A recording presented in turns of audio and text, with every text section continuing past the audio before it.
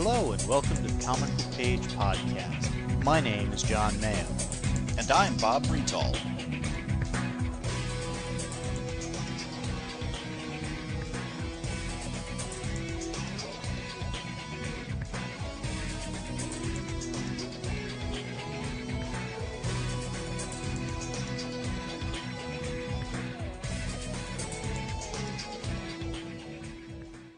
And we're here talking to the team from Creative Impulse Entertainment and the team also working on bringing Justice for Hire to our fans. I've got Jan Lucanus, founder of Creative Impulse Entertainment, co-creator of Justice for Hire, martial arts master, and all-around great guy. Thanks for joining us, Jan. Oh, thank you for having us. I wouldn't say master. I'm on the path. Simply on the path. And we've got Professor John Machado, who is Brazilian Jiu-Jitsu master. He taught Chuck Norris some fighting moves, and he will be playing one of the lead characters in Justice for Hire. Thank you for joining us, Professor. Thank you, Bob. Thank you. And we have Patrick Brennan, who is the founder of Nine Dot and will be the producer on the film/TV version of Justice for Hire. Thanks for joining us, Patrick. Thanks for having us, Bob. Okay, so let's start out with Justice for Hire. We've talked about Justice for Hire before. John and myself, we're both huge fans of Justice for Hire, but for people who haven't seen it before, and I will urge everyone to check out the links that we have in the show notes for this episode, because there's a lot of great content out on the web that you'll be able to check out for Justice for Hire. But Jan, why don't you give us some insight into the world of JFH? Justice for Hire follows two fathers that are vigilante heroes, and they start their own hero for hire business.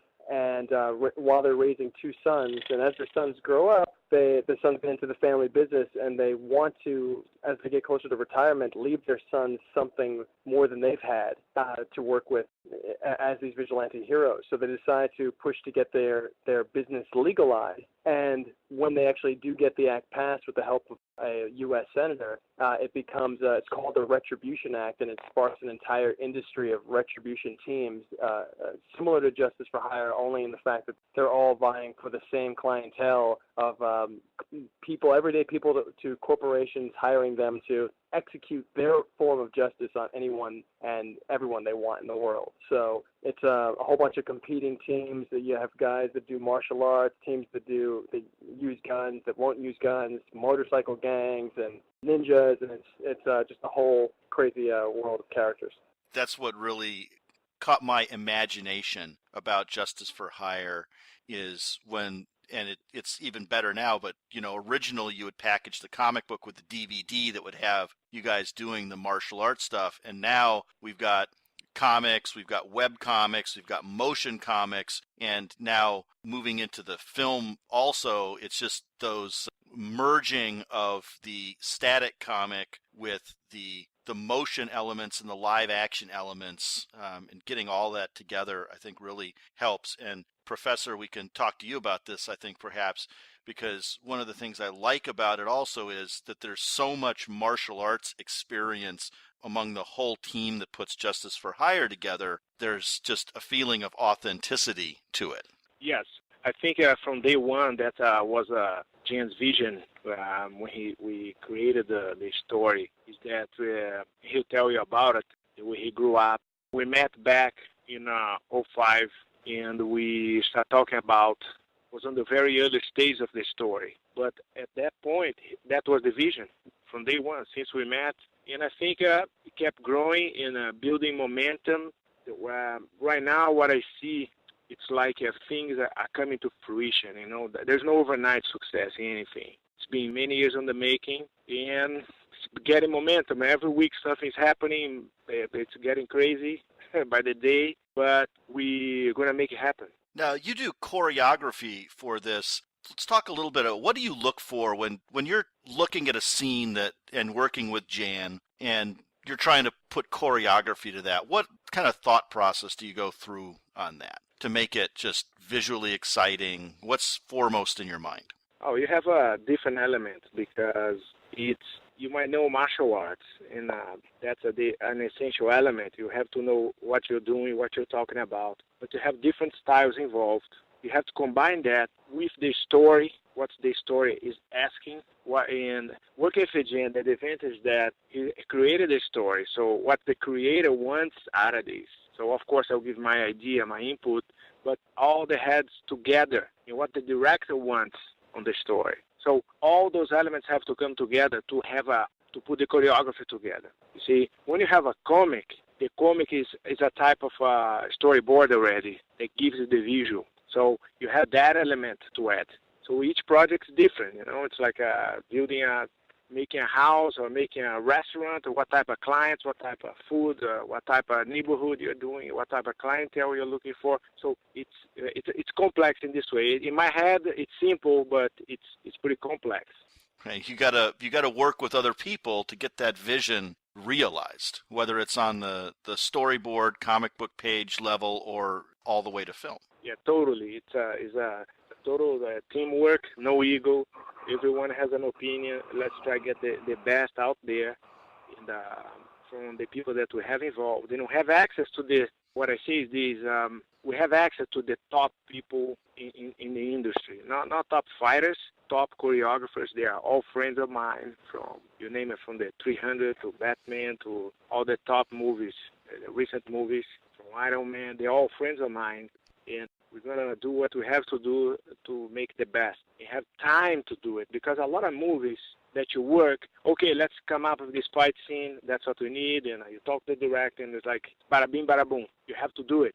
And that's one type of job. For JSH, the priority on that aspect of my work as a choreographer will be to have enough time. It's like we're doing a dance. It's like if you see Dance with the Stars, they train for it. So they do a good performance. So we will have, in this project, enough time to build the fight the way that's we are all satisfied with. Excellent. Now, Patty, let's talk a little bit about taking this property and with Nine Dot bringing it to life. Also, maybe tell us a little bit about your encounter with Jan before you signed the contract. I heard that you two decided to spar with each other. Well, Jan and I met a few years ago at Comic-Con, and we met through some mutual friends, and we we both realized we went to NYU Film School together, and so we immediately hit it off. And he was at the time looking to take Justice for Hire from the awesome comic book and the DVDs and everything that he had been doing it and taking it to that next level. And I come from a traditional sort of film and television background, working for, production companies at Sony Pictures and stuff like that. And I just saw so much potential in the project because of the things that we've talked about already, about how there's so many teams and so much different martial arts that we can play with. And, I saw a lot of value in the fact that this world of Justice for Hire can go on and on and on forever.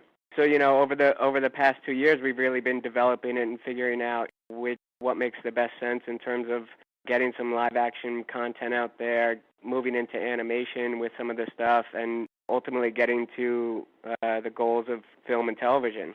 And I think we're kind of perfectly complement each other in the sense that Jan's schooling me on everything I need to know about the comic book world and how that all works, and I lend my knowledge about Hollywood and how the traditional sort of development and financing situation goes out here.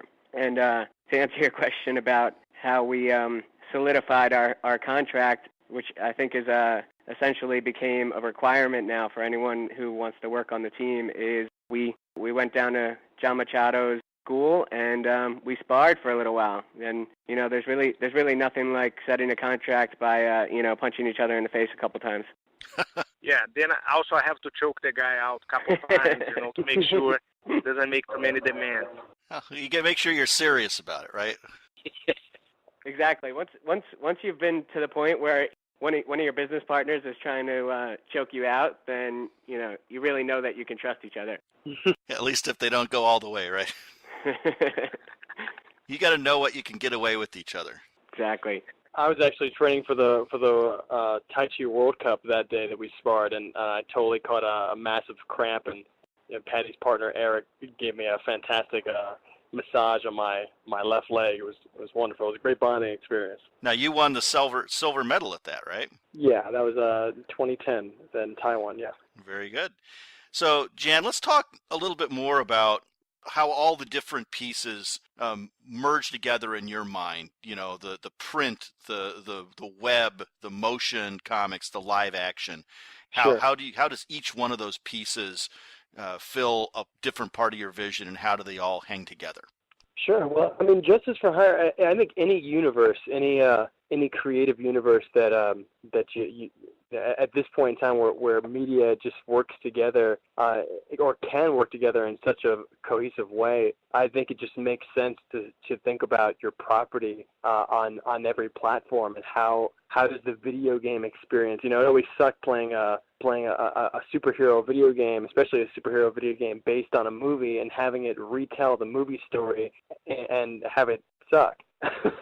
So those experiences growing up, just constantly wanted more out of them, and thinking about Justice for Hire and saying, hey, well, look, we started out making live action shorts, and that started when I was in high school and continued through college, and the Justice for Hire senior thesis that I did coming out of school was actually provided a lot of the material that the comic was based on, that my dad started writing, and then I jumped on and started writing with him, and Mercer Boffey and another co-writer of ours came on board, and our team just kept on building. So we just saw the fact that we already had so much live action content before we did a comic. It would make sense that the comic would tell another part of the story, and that content that we had already created was valid to the universe, or at least some of it was. So it just felt right for us to dive into the comic and say, well, the comic, we don't have any budgetary concerns on this thing in terms of blowing up a building or driving a Rolls-Royce Phantom through the 60th floor of a skyscraper. So why don't we start there, where these characters have already established their legalized Justice for Hire business, and the whole world has taken notice, and it just became a great launching point for the comic series. And we did the first season, issues 1 through 4, and all of them came with some of that live action content, and then from there we went on to the web series and just made supplemental storylines that tied into that comic series. And we've had we just put together a 20-point timeline spanning the course of 40 years for Justice for Hire a few weeks ago. And what we're doing with our new deal with Spillwall, which is Spillwall Productions, which is the company we're working with for the Justice for Hire live action feature and the animated feature, both of which will be out next year, 2013. It's literally laying expanding the foundation upon which we'll build this Justice for Hire universe both in comics, live action, animation, games, and just across the board. That was a little long-winded. I'm glad to hear how everything's hanging together. So we've recently launched some stuff out there on the web. Print comics coming for people to buy? There's the Justice for Hire Season 1 collected edition graphic novel, which is out right now. You can get it you can order it online on Amazon.com. For the most part, we're going to be doing collections of 4 issues or so as printed graphic novels for JFH. Pretty much the Creative Impulse line, and we will be doing some print comics as well, but our focus is going to be digital comics as single issues and the collected editions for print. So, the next thing you'll be seeing on Justice for Hire will likely be a Season 2 of continuing from where issue 4 left off. But of course, our most recent release is Justice for Hire issue number 0, which is from the Rise of Retribution storyline. Our feature film next year will be exploring. It's definitely a prequel before everything was legalized. I think it's a great model to have digital content as the episodic format, and then when you have an entire storyline, you publish that as a trade that is a little more evergreen, and you're not relying so much on the vagaries of distribution to get those individual issues out. People can follow the story as it unfolds online, and then to have that story to hold, they get the collected edition. That's great. I mean, yeah, that's that's how I got onto Girls, the Luna Brothers Girls. I was just reading the digital comics, and I was like, I want to own this and have a wonderful, massive collected edition on the coffee table right now. And I love that experience of being able to hold the physical book, collected book in my hands, and having followed the episodic digital content. We've got the link in the show notes here where you can check out the online content. You can check out the number 0 issue. I will put a link to the Amazon page where you can buy the season 1 trade paperback. Go to the show notes, check out the link, go find that trade paperback and get it. I read season 1 and it's wonderful. At the same place that you're able to see the motion comic, I'm sure I'm going to make an assumption here, Jan, that news will be coming as the other formats for the Justice for Hire universe unfold at the same website. It definitely will be, and yeah, people can find us online. And I just want to take a second to say that the Comic Book Page is one of the first podcasts that really came out and highlighted the action choreography, the live action work that we were doing, coming with the package with the original releases of the comic book, and what we're doing, preparing right now. Myself, Patty, John Machado, Spillwell Productions, the entire Justice for Hire team. What we're preparing for the fans for next year and beyond is going to be crazy, and we're going to be putting out some of the greatest martial arts action ever shot. So we cannot disappoint after you guys have given us such wonderful support. So we're going for the gold on this.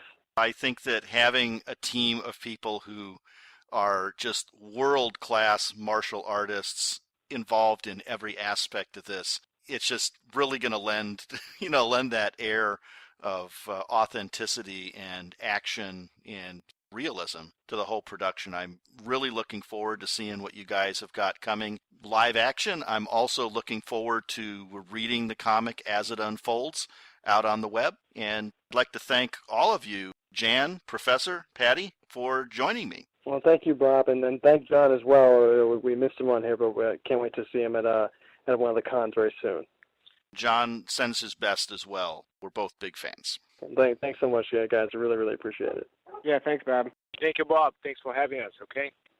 The show notes and forum for this podcast can be found at www.comicbookpage.com under the podcast and forum sections of the website. Please email us at theguys@comicbookpage.com and let us know what you think of what was discussed in this episode. Thanks for listening.